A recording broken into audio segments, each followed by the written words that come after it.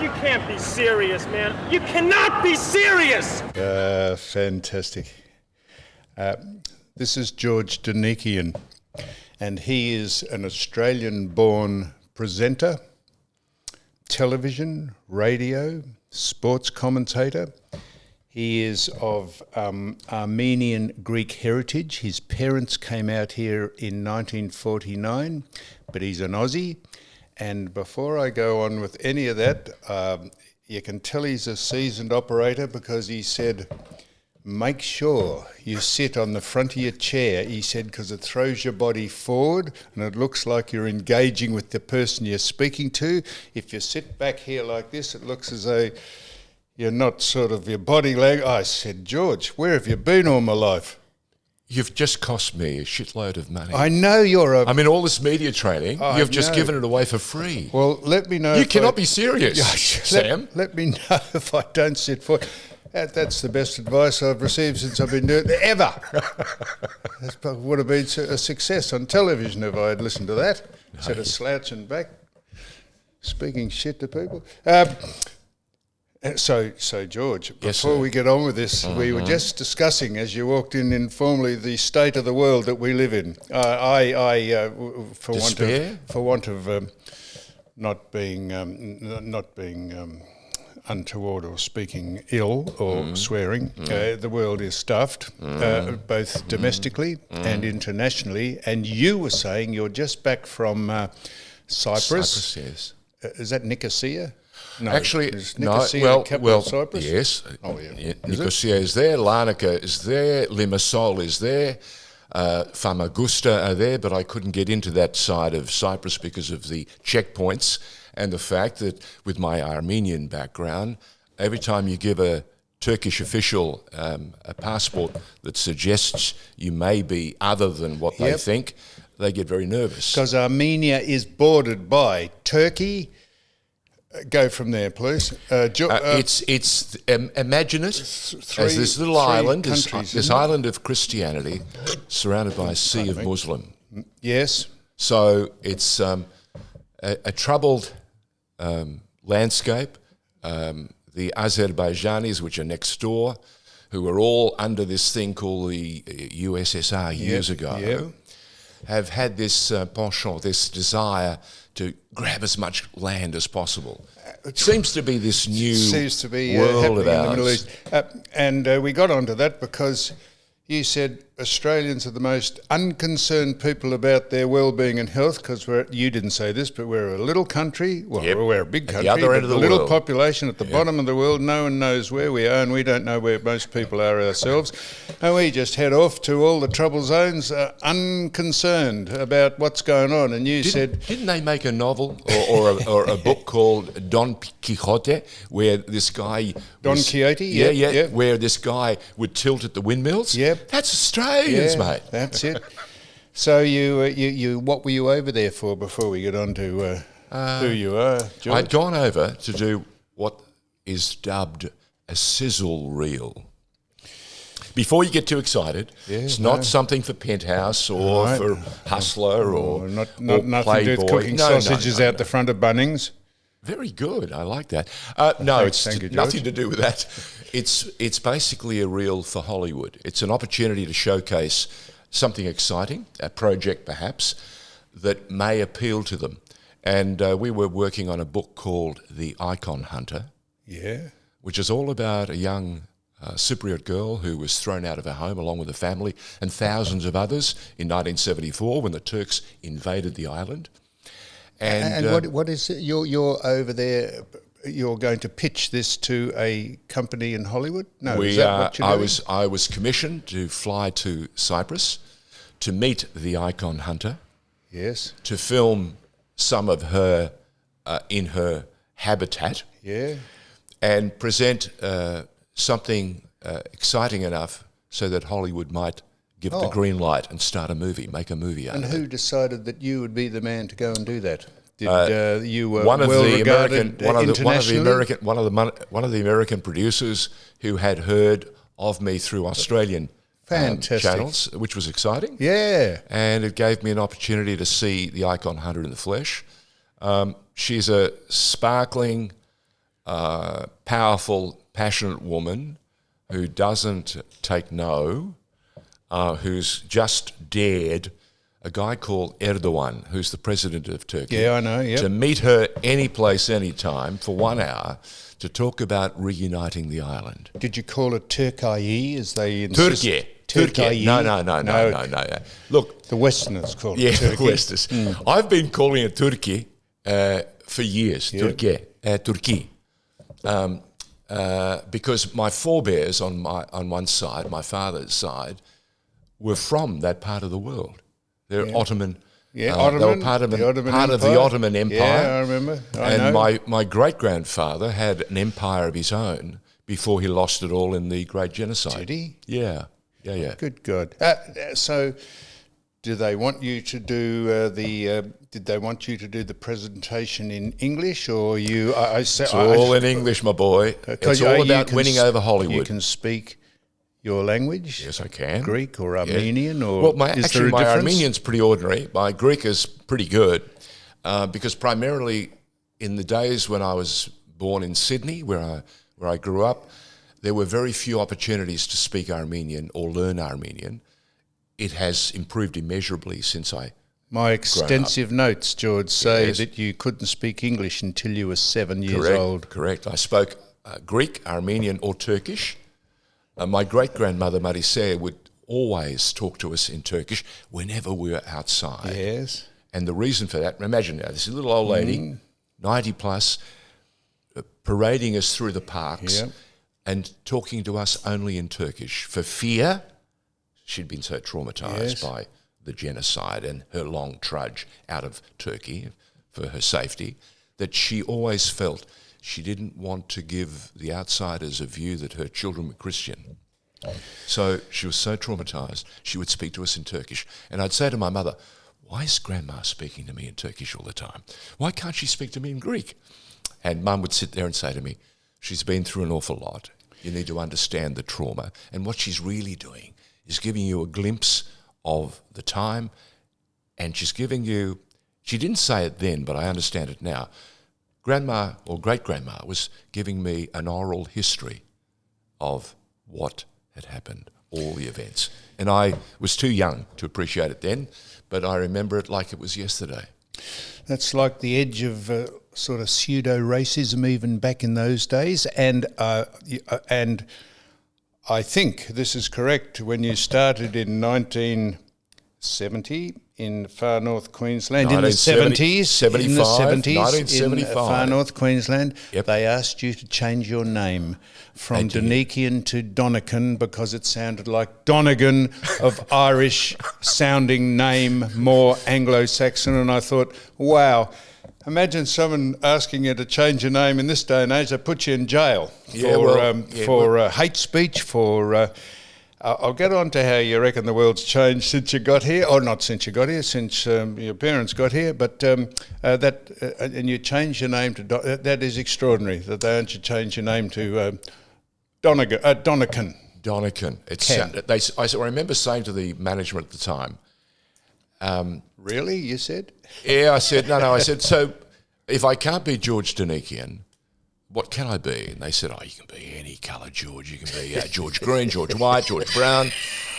And I looked at them long and hard and I thought, let me give you an option. And I rang my father. I said, Dad, I've got the job if I change my name. What he said. No, he actually said, yes, go. He said, change. He said, take one letter out and make it Donikian. So I went back to Mike Webb and said to Webby, how does Donikian sound? And he goes, I like it. So I said, any other colour is great. Irish colour, not a problem. And here's the gag. This is for real.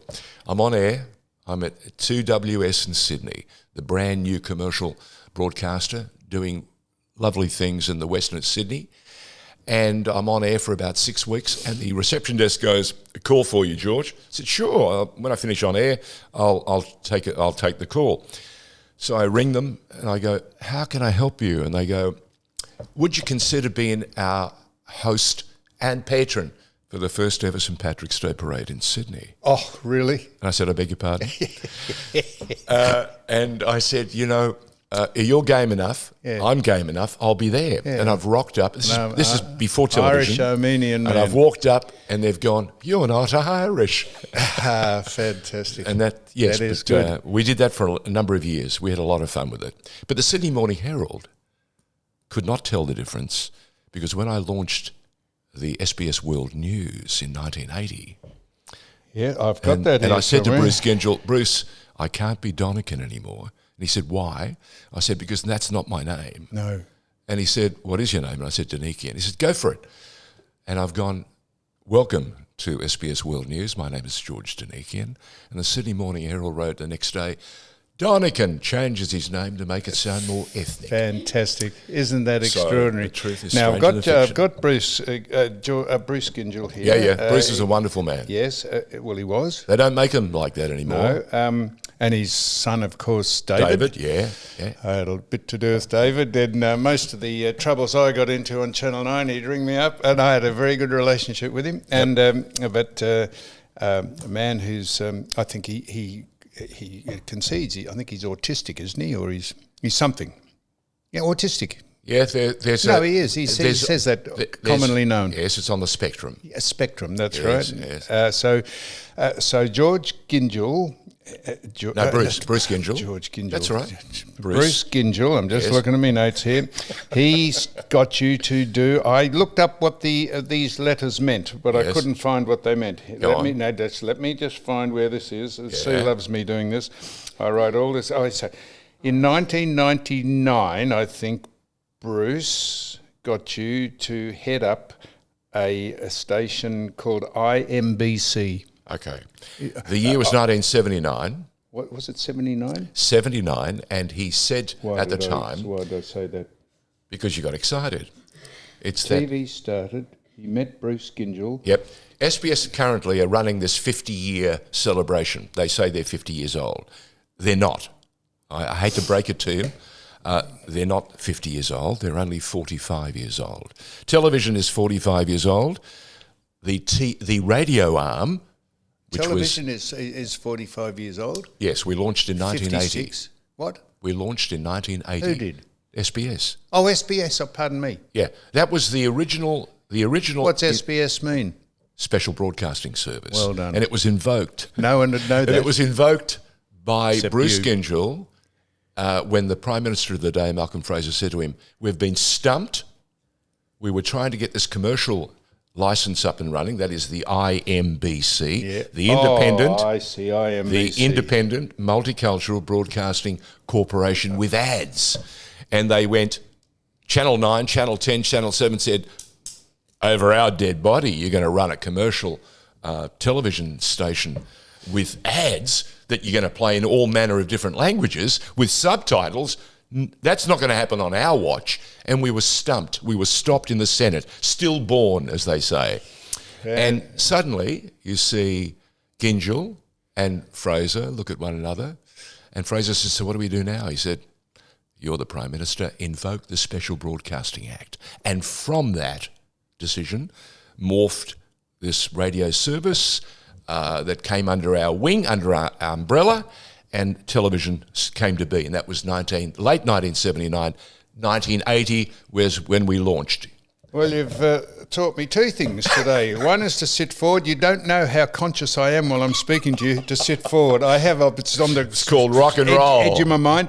And I couldn't work out what IMBC is, and you've told me what that means. So, Yep. And I got that wrong. That I said 1999, 1979. 79. Yeah, I went in to 20 do an years audition. out. Imagine this. I went in to do a favour for a mate, Bill Woods, who you might have Yes, heard of. And Woodsy said to me, he was doing breakfast news and sport at 2WS, and I was on air. And he said to me, "Mate, are you in town?" I said, "Yeah." He says, "At the Chevron Hilton, Bruce Gengell, this guru, is going to make a decision about this new television service." So I thought, I'll go down, grab you a grab for sports breakfast the next morning. Little did I know I was going to summon the courage to walk up to Gingell while the sandwiches and coffee was being serviced, because in those days, unlike today, the batteries on the television cameras only ran for about 15, 20 minutes. So they needed time to change them. And during that, Bruce Gingell, smart cookie, had organised, a table full of food and drink, which meant the cameramen went off and did their stuff, and he gathered his thoughts so he could do the second bit of this presentation, which was about to launch the idea of an IMBC or SBS. And I'm sitting there listening, and I thought, while he's this break, I'll walk up to him. And I said, Mr. Gingell, you don't know me. I'm just wondering, would there be a role for someone like me with my background in this new television venture? And he took one look at me and he said, who do you work for? I said, Keith Graham. I know Keith. Great man. He was the one that made Oz Radio come to life. He created 2WS and all the stations that followed from that. He died tragically early in the late 90s, which is a terrible shame. But he was a wonderful man and supported me to the nth degree. So much so that after he found out I'd caught up with Gingell and was asking him if there was a role in television, he looked at me and he said to me, understand this, I'm not concerned that you went to Gingell, and I've spoken to Bruce about you. He said, understand this, you've got a job here as long as you want, but if television is your strong suit, I'll let you go, which was remarkable. He didn't let me go. He said to me, why don't you stay a little longer with us? But he got me to move from where I was, that is afternoons and evenings, to mid-dawns. So for a couple of years, or a year and a half, I did mid-dawns on radio, on 2WS, and then went to SBS later in the day. Wow. So 2 jobs. I had just got married, I had just bought a house, needed to pay for everything, and no was not an option. Yeah. So work ethic, all the things that my father and mother had instilled in us, gave us a start. I'm going to... So you've told me what IMBS means, IMBC means. Yep. You've told me what SBS means. Yep. I'm going to ask you this. Go on. There's a streaming station called Stan. Oh, yes. What does that mean? That's subscription television. What does Stan mean? I believe it's STAN. Yes. And I believe it's to do with subscription television. Yes. Australian network, I think. I don't know. That's my guess. Well, I looked Stan up because I thought, what in the hell is Stan? I think David Gingell had something to do with starting Stan 20 years ago. Yeah. And it's just a generic name, a generic, uncomplicated name. There was all these other complicated names, and they just said, let's call it Stan. I looked that up, and I don't know if that's right or not. If someone asked me, I would say it's satellite network across Australia, across the nation. Yeah. An acronym, but it means nothing. It's means just a knocker name. Let me just run this line past you. David Gingell, right? Yep. And a young James Packer. Yep. Were 2 puppy dogs when I joined Channel 9. Yep. And I knew where they were. They followed me everywhere. We had the most fun. Young James was like a gopher when we were at the Today Show. And he would run out and make sure he got all the croissants, all the coffees, and all the baguettes. And David and he were out and about every other night doing following us around, or so it seemed. Yep. So to watch them grow up, to watch them take on the challenges that they've taken, has been illuminating and very interesting. Just for the sake of accuracy, because the only thing I'll be accurate. What does Stan mean, Sue? No, but you would look up Stan, streaming service Stan, and when you look that up, get back to us, will you? Yes. Or speak to my people. Your service behind the scenes is exceptional. She is exceptional. So I would say you predominantly got into this business as a sports. I hope to. Sports commentator, because you were frustrated sports person. The World Games soccer. Yes. You excelled in covering that. Did you not? Yes, I did. I played as a young boy. Yes, and I had a fantastic start. I had some wonderful coaches. I had a guy called Josef Vengloš. Yeah, I've got him down here. Yeah, Vengloš was a marvellous man. He'd come to Australia from Czechoslovakia, which doesn't exist today. No. And he had come as a preacher, a pilgrim to sell the game down under. But he was a school teacher. Yep. And he was our PE teacher, and he took a bunch of rugby league and rugby union boys, and he cobbled this football team together, and we made the finals of the Tasman Cup in New South Wales, which is a knockout tournament. And that wasn't bad. And I was a 13-year-old playing in the under-17s competition. Yeah. Only because our senior goalkeeper broke his wrist. People do get injured in sport. And it allows for two things: replacements and opportunities for people off the bench. And I was a young kid who wanted to play for the first team at high school, but never thought I'd get such a break. And I did. And it flourished. And you say people get injured playing sport. Is it true, George, that your soccer career, football career, came to an end when you were lifting some weights and you dislocated your shoulder? Yeah, I did. Training for the sport that you wanted to excel at. I was fart-arsing around with two mates. The truth of the matter is, I actually never got hurt playing any sport. No. When I say get hurt, we got bruises, and I got hit in the eye when I was keeping wickets one day when someone's tried to cut the ball and hit the underside of the bat. But aside from that, I was mucking around with two mates. We all thought we were pretty strong. I picked up the weights and suddenly lost balance. One hand kept holding the weights. The other part of the situation was it didn't, and it ripped it out of my socket. But before the ambulance got me to the hospital, it had popped back in because it appears I have very elastic shoulders. And the doctors, and my father took me to the best specialists in Macquarie Street in Sydney, and they kept saying it's not possible for George to dislocate his shoulder and have it pop back in. If it was, this would happen. And lo and behold, I actually dislocated the shoulder on purpose in the Macquarie Street specialist's chair. And he looks at my father and goes, "Andrew, it is a dislocation. It's a hyper-dislocation."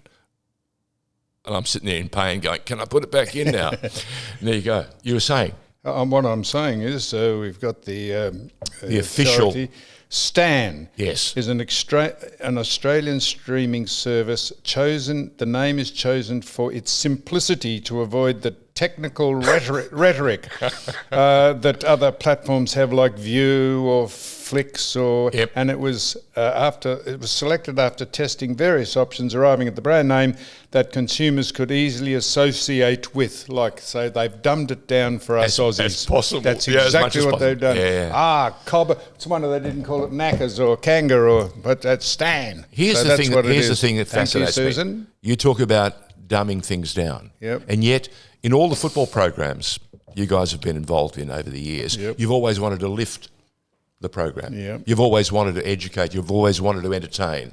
So why is it good enough in that sphere to lift, and in every other sphere to dumb things down? Yes, that's true.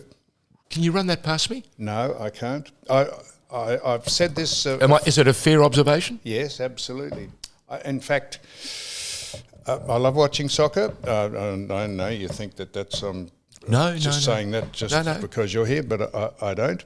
I do, rather. The most popular, most watched sport in the world. It is. And the EPL, the English Premier League, was created by two Aussies.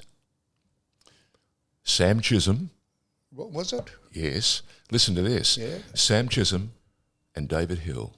Really? The man The English Premier League. The English Premier League. That's extraordinary. Murdoch called them both from Channel 9. And I had just joined Channel 9. It had been about a year and a half. And Sam Chisholm called me into his office and he says, "I've got to leave. I'm going overseas. Sorry, we couldn't complete the project," because he wanted me to do a number of things at 9. And David Hill said to me, "I'm going over with Sam to save Murdoch's B-Sky B platform." Wow. And they turned the English Football League, the First Division, into the EPL, the English Premier League. Wow. And then David Hill went to America for Murdoch again and launched Fox Sport and Fox News. So How extraordinary. So two Australians built the biggest sporting football platform in the world.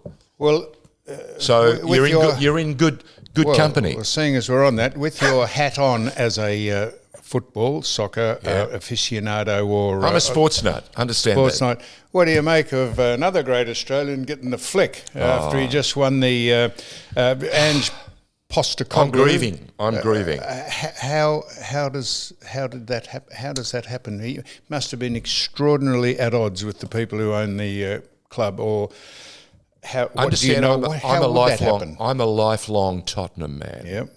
So in the 1962-63, I was a young boy, and I said to my father, "Can I stay up overnight and watch the FA Cup?" Because in those days, we didn't have satellites, and when it did happen, it was for a limited time only. It was on the ABC, and it was in black and white. Yep. In fact, I think I saw my first grand final, a VFL grand final, via coaxial cable from Melbourne to Sydney, and it happened to be Collingwood against St Kilda. And I decided to back St Kilda that day because I'm a St George Rugby League man. I thought, Saints, no worries. And had no idea that they would win by a point. And never thought that the glorious custom of swapping shirts after a valiant contest would turn out so poorly for St Kilda and so well for Collingwood. And to this day, when you look at the great man, the captain of St Kilda, he's wearing a Collingwood jumper. Right. So is that Bulldog? Was that Bulldog? No. Yes, I think it was. Who kicked the winning point? Now there's one for the Trivial Pursuit experts. Well, no, I can't tell you that. Barry Breen did, but if you're not invested. Yeah, I wasn't invested, but I was excited. It was a contest. No one would know that. When was that? 1966. 1966. No one would even know. 14th of February in 66, what happened? 14th of February 66.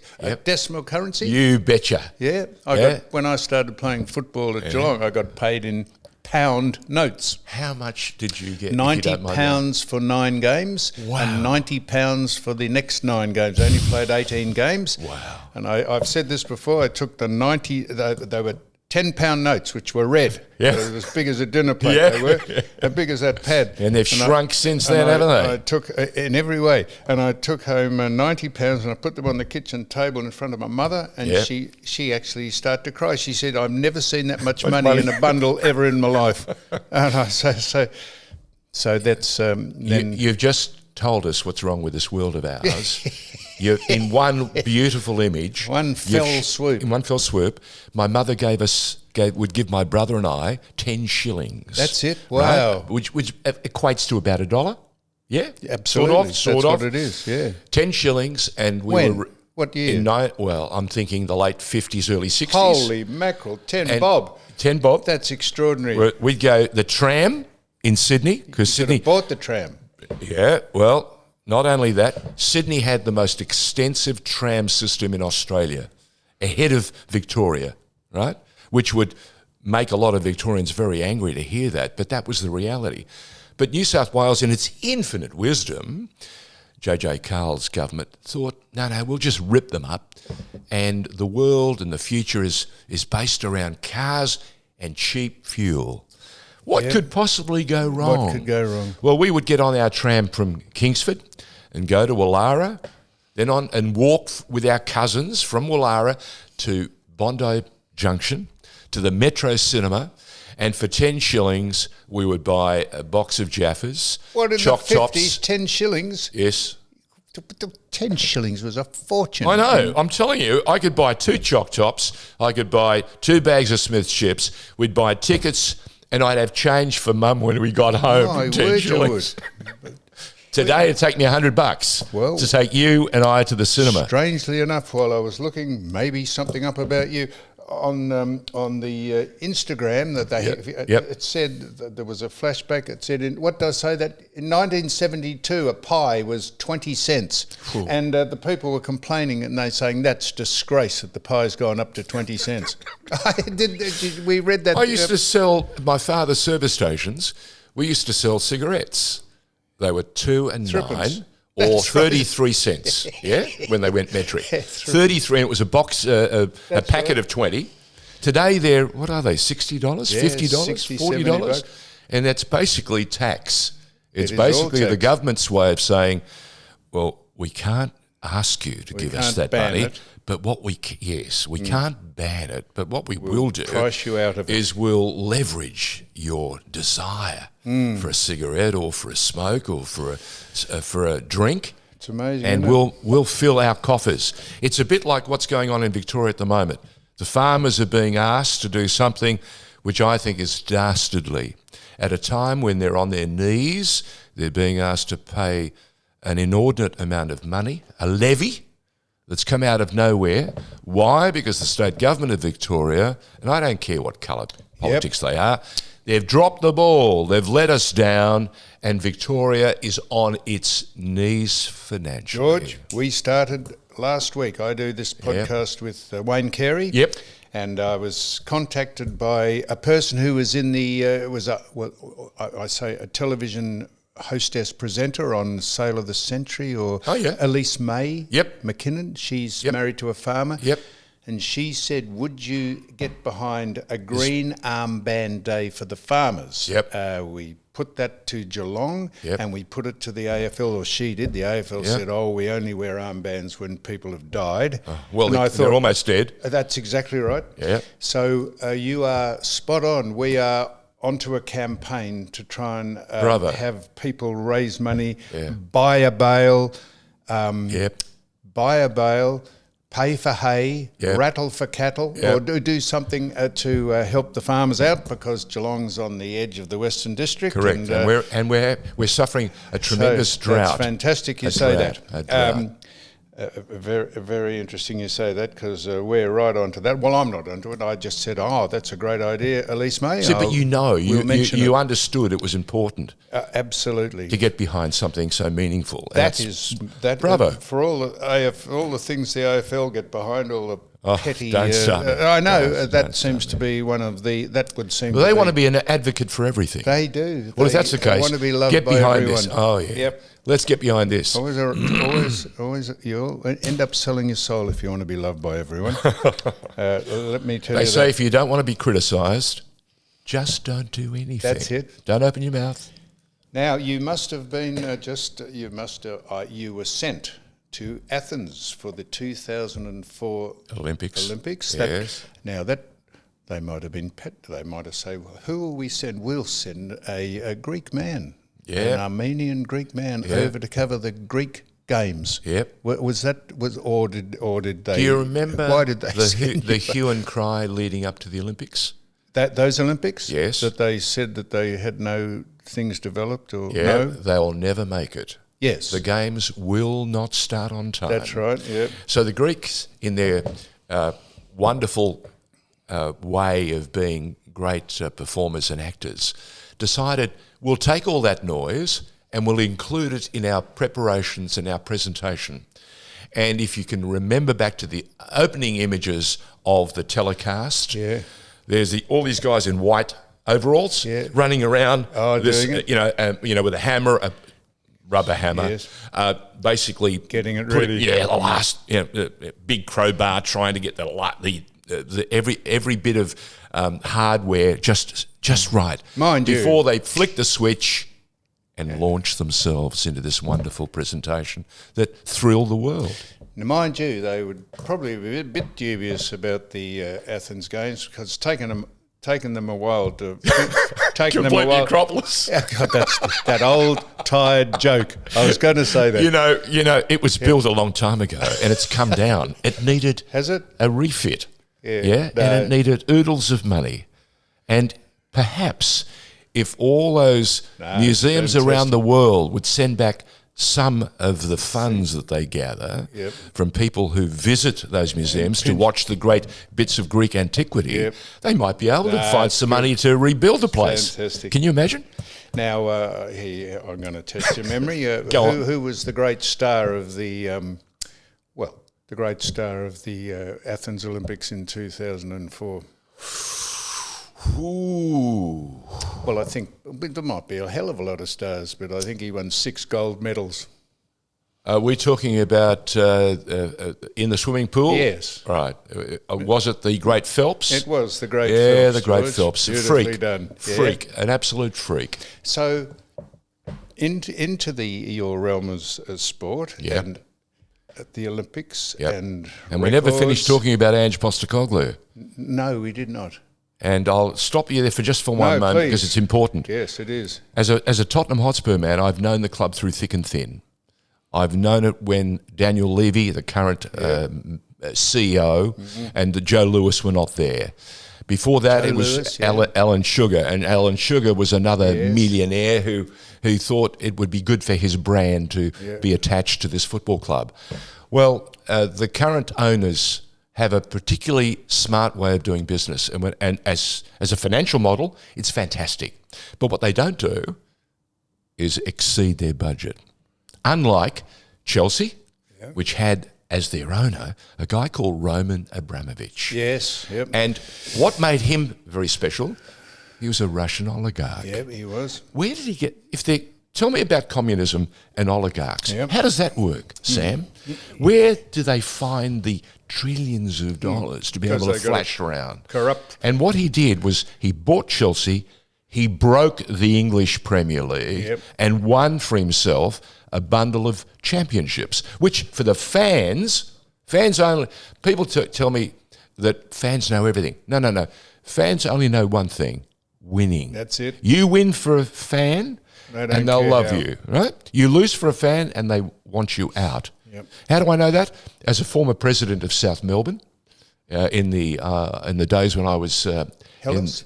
Yes, South Melbourne Hellas. Yeah. I was president of the club from 2004 to 2006. Were you? Yeah, and discovered an awful lot about that wonderful thing called the boardroom. Yes. Yeah, and egos and football.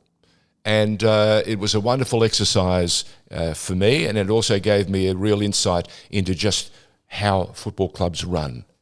So knowing what I know about the game and egos, and knowing Ange Postecoglou very well, and knowing his wife Georgia and what they've gone through to get to where they are today, I was absolutely over the moon when I heard from some friends of mine that Ange was about to get the job, and I was absolutely thrilled. And of course, the opening season, the opening 12 games were exhilarating. Everyone thought he was the greatest thing on the planet, even the pundits. Yep. But as you know, pundits have this wonderful, unerring way. Should there be an accident, should there be a slip, they are the first to recount their doubts. And in one particular game, against Chelsea of all teams, we lost 2 players sent off, and we had 2 major players injured. And the game petered out in the most thrilling way possible. We were playing basically with 8-9 players against 11, and Ange's famous refrain was, they saying to him, "Why did you play like that?" Because that's who we are, mate. Yeah. We attacked to the last minute and almost made a famous draw out of nothing. But that was the beginning of the woes. So you say you know him well. Have you spoken to him? No, I haven't, unfortunately, but I've spoken to his inner circle, and I've told him a nice spray on the way out. Look, I think, or was that? No, it wasn't. It's not his style. Well, then I reckon that's AI because it is AI. I saw a picture of. I saw an interview of him, and he gave them the best. And I said to Sue, I said, I don't believe that. That is, didn't I? I said that's AI. It's deep fake. What a menace! What a disgrace Sam, it is that if you want to start World War III, you could do anything like that. You can be. You could in 5 years' time. You could see someone saying something you said with your voice, and you'd say, "Correct. I never said that." And they'd say, "Well, here you are saying it." And I say, "Jesus, I can't remember that." I've been offered the opportunity to sell my voice for a price. Have you? And I won't do it. Right? Isn't that extraordinary? Isn't it? Well, they want to use it as an avatar. They want to base it as a platform to build a language model, right? Which is possible, very possible. And what will happen in the next few years will be even more chilling on one level, but even more exciting on another level. I'm so glad you said that. I thought he's going to devalue his brand by some of the things he said about the owners, or what it was actually really and I thought, gee whiz, he's really got the shits. And no, that's not Ange. No, the one thing you've got to understand about Ange is he takes all that energy and puts it. People say to me, and this is the English pundits talking, he sits there, he stands there with his arms folded. Whenever you watch a Russian chess master, a grandmaster, playing chess, you don't see histrionics. No, you don't. Yeah? You see pure concentration. That's right. Somehow they've managed to devalue pure concentration. Yeah? They don't like the fact that he looks down when he's responding to the press, the pack. Yes. He wants, they believe it should be eye contact at all times. And yet, when you want to think sometimes, put your thoughts together, response. You need to you're not giving testimony, right? You're not in the courts. You're answering or trying to answer any number of questions from the pack, right? And they don't like the fact that he looks down and looks away from them. It's as if he's avoiding them. He ain't doing anything of the sort. It's just one particular idiosyncrasy that he's managed to create, and that's him. So they want to make it a negative, and I sit there in despair sometimes at the way we work. So the George, pack. believe it or not, for a man of Armenian Greek heritage who was born here and a dumb Aussie like myself, we are absolutely almost on the same wavelength with a lot of things, because I've said to Wayne Carey here, when you see coaches of the AFL shouting and punching the glass in the box and snatching the phone up, I said, how can you make a cool, calculated decision when you're so frenetic and so ebullient and so hysterical? How can you make a cool, calculated decision about what you want your side to do? That's theatre. It is. And they know it, and we know it, but the public hasn't grasped it just yet. And you watch young Sam Mitchell. Yeah. I'm a Carlton man. Sam Mitchell, very good man. Very smart cookie. He's great footballer. Measured. Wish he'd been a Carlton man, but that's another that's another moment. And you watch how he deliberates, how he makes his decisions, how he mixes with the players. Yes. And how he takes them on board, what information he imparts, all of that sort of stuff. Right. Smart cookie. And to me, that is the modern way of reaching out and touching them. Get people to play for you, not in spite of you. Yes. But again, all those years ago when you first joined the league, how many of those coaches spoke to you like that? None. No, because it and why was that, Sam? Because it was bullying and shouting and cajoling and firing you up what they thought. It was about the fire and brimstone. And the theatre of it all. Yes. And there was that for the ensuing for the riff-raff. Yes. So I've said this before. I loved all I ever want to do is play VFL, AFL. But if I had it over again, I almost might embark. I reckon I would be the best goalkeeper in the world if I'd taken on soccer. Well, if your ankles were up to it, if your ankles were up to it, you've got the height, and you always had the bravery. So you'd need me to sort of sharpen some polish and give you some lessons, but aside from that, you'd be a champion. No, I'd love to have been on the world How tall stage. are you? Or how tall were you at your zenith? 189, 190, 6'3". And what did you weigh? Weighed... You're playing weight? 14 and a half stone, which is 90... it was... no, more than 90. Hang on. Be 100 plus, wouldn't it? 110 kilos? Or 108 kilos? No. No? They asked me, I've had more operations. Every time you go and have an operation, they had a bit more metal. They say, how heavy are you? But you'd be perfect size for a modern goalkeeper in the English Premier League. Perfect.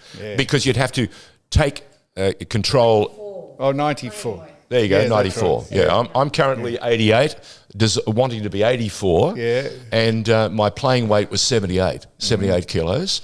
And I was ferocious. The thing that my coaches loved was the fact that I was loud.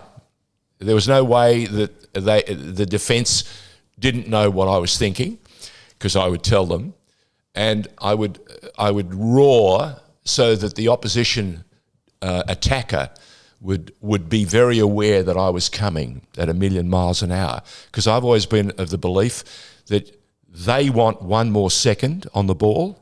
Yep. I wanted to take that 1 second off them. Yep. And that, for me, is always the challenge. When you let them think, they've got you. When you're at them and they've got to react, you're in the driver's seat. Well, probably up until 2000 Olympics was one of the greatest events that I've been to, because we're parochial. But it's true. That was eclipsed. Magnificent. It was 60,000 volunteers who made Sydney open and friendly. Two things that Sydney isn't traditionally. All right, I can say it as a Sydney boy. I hate to say this. Go. I don't hate to say it, but say it. The 2006 World Cup in Munich, we went over Channel 9, the footy show went over there, and that to sit in the stand and watch your country take on the world. It was exhilarating.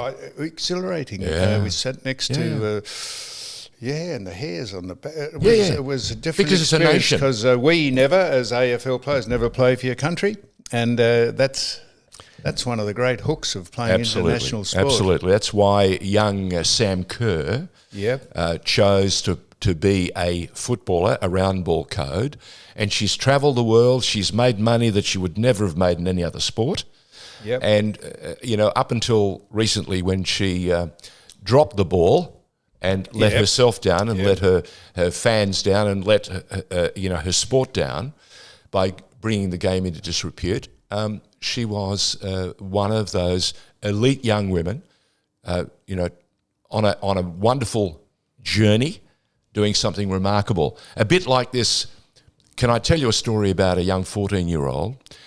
Her father played in the VFL. He was a champion for Port Adelaide. He was a champion for Collingwood.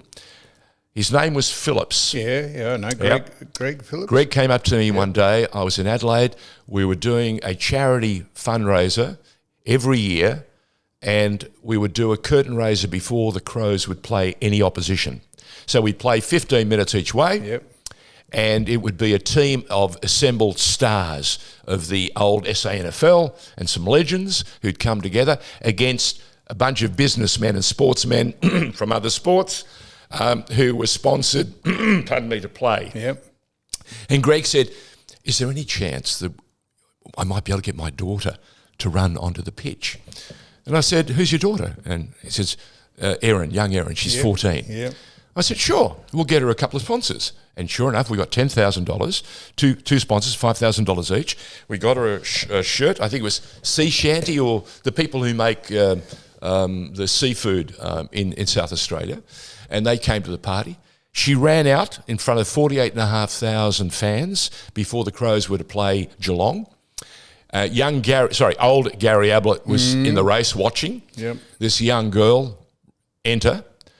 Jeff Potter, superstar, former Port Adelaide star, was about to embrace her, tackle her supposedly, and she sidestepped him, fake pump, handball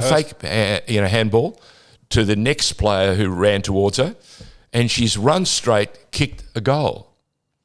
Proceeded to be BOG, and Gary Ablett's walked up to me after the game. Senior. He's gone, now, how about that? If that's not best on ground. And I turned to Greg Phillips in the dressing room and said, isn't it remarkable? If she was a boy, she'd be the number one draft pick. I'd never seen a more brilliantly, beautifully balanced athlete at such a young age. There's something magical when you see a champion about to reveal themselves. And I watched her career, playing for the Opals, playing in America as a basketball star. Never imagined that she'd come back one day and become a legend of the football field, until I saw her play for the Crows in the AFLW. I said, she's going to win the title.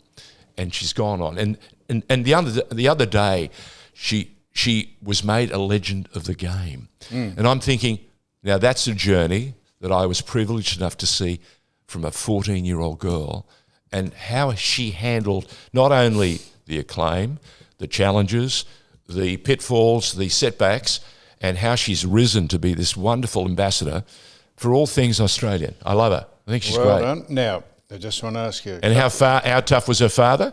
Yeah, he was. Yeah. And you should have seen the tears in his eyes. I know, I did. Yeah. No, I That did. night, as a 14-year-old, that's how proud he was He of her was. running onto the pitch and doing such a wonderful job. Yeah. Absolutely. So I took you right off where you were thinking. No, Sorry. not at all. Sorry, I distracted you. I don't think a lot, George. I'm just interested where all this heads. I don't think I've written any of those questions down I've asked you, which is probably the secret of finding out what someone's on about. Listen to the answers. Don't just have a whole lot of questions and reel them off. Yes. In a real sense, it's about listening, and that's the hardest thing in the world, isn't it? It is. So, George, now, every country is accused of being racist, and there's pockets of it here. Yep. Have you had to deal with that? Now, I only say this because back in the day, fast forward, and people used to take the piss out of you. Were you thin-skinned? Were you thick-skinned enough to think that's a backhanded compliment, or did you get pissed off with it? I know Kamal got a bit pissed off with it. No, I did get pissed off, only because of what it meant to the people around me. Yep. And then, of course, then I left SBS and went to Channel 9, and Graham Kennedy set me straight. He said, George, relax. What they're doing is going to make you a legend. Yeah. I said, sort of a backhanded compliment. legend? Yeah. I said, that's not how you make people legend. He said, listen to me. Graham was right. 30 years on, people come up to me and go, oh, God, I loved you on Fast Forward. Yeah. And I don't know how to tell them it wasn't me. It was Steve Vizard impersonating me. Yes. And Vizard and I have discussed it. I even did the Vizard show for a couple of nights when the whole Vizard crew were flying to London to do the show. And I can remember, we talk about racism and other things. Imagine I'm on the 7 network. He's got about 20 writers wanting to write comedy for me. And none of what they wrote I was prepared to use. Right. Otherwise, I'd never work in broadcasting ever again. Good on you. But when the marketing team said, so who would you like as your guests tonight on this one on your first view on Vizard? I said, why don't we have the team from Acropolis now? Yep. George Kapiniaris, Nick Giannopoulos, and Effie? Simon Palomares, the Spanish boy. Yep. And they said, no, too many ethnics. I said, sorry? They're your team. They're Channel 7. I'm only promoting a 7 product. No, you'll have to pick someone else. So I thought long and hard and said, what about Kate Fitzpatrick? So we had Kate Fitzpatrick, Nick Giannopoulos and George Kapiniaris. And that was my trio of stars for my opening show on the Vizard program on 7. So Sue and I went along to see Mary Costas. Yep. Mary's a character and a half, a smart I've asked girl. her to come on here. She's very happy to come on, but she's away or touring somewhere. I think you'll have a great time. No, she's good. She's ferocious. She is. No, you'll have fun. Now, just finally, George, Go for it. you're a bit of a feather in you were an Australian Day ambassador. Yes. Well, that's a bit of a... It was. The government of the day has... rather be an Armenian Day ambassador? Well, that's a very good question. My father always said to me, especially when I became public property, when I went from being a private citizen to a public citizen, he said to me, I want you to be the best Australian you can be, bar none. And I also want you to be very proud to be Greek, and I want you to be very proud to be Armenian. And I want you to be the best supporter of all those communities. And I understand now what he meant. Yep. And when I got to film a 5-part television series in Yerevan, in Armenia, and it ended up on SBS, I just wish that he'd been alive to see it. That's all. Because it would have affirmed that what he had asked me to do, I had followed up on. So that's how important it is. So on this thing here, this is the Google machine. It Oh, says, where are they now? George Donikian. Yeah, where am I now? Hang on. I'm in the Irish studio. Boy Finally Makes Good, Ethnic Business Awards, and George Donikian Farewells, Channel 10. What are that is just the references of what you have been involved in, is it? Yeah, they're just they're glimpses. Do you know how we talk about history? We talk about moments in our lives, don't we? And the sum of those moments is, I suppose, the journey of our lives. For me, I've had the most extraordinary series of moments. I've met some truly wonderful people. Who have you met? In 1979, coming back from my honeymoon, and my first wife, Athena, we were coming back. My uncle, who was a wonderful pilot and navigator for Pan American Airways. Remember that airline? No longer exists. Pan Am, He bought me first class to America and back on a Pan Am 747, and we're upstairs, and we had landed in Auckland on our way back to Sydney from spending a few weeks in America, and I'm waiting to see. We're basically alone upstairs in the bubble. And up steps this huge blonde chap. My wife goes, "Who's that?" And I looked and I went, "That's Joe Bugner." Really? Yeah.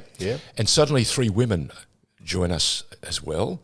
And then this fabulous guy in a dark blue suit, a black man, handsome as. My wife goes, "Don't tell God, he looks very familiar."